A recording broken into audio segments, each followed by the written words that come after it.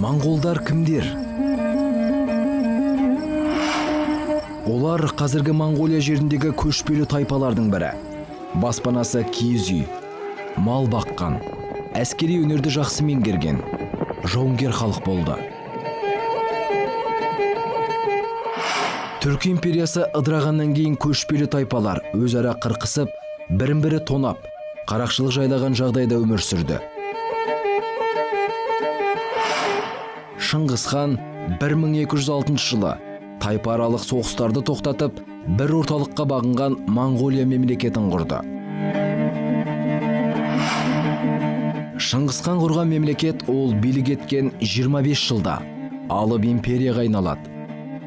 25 жылға созылған жорықтарында жаулап алған елдер мен халықтарының саны римдіктердің 400 жылдағы көрсеткішінен әлденеше есеге артып түскен еді.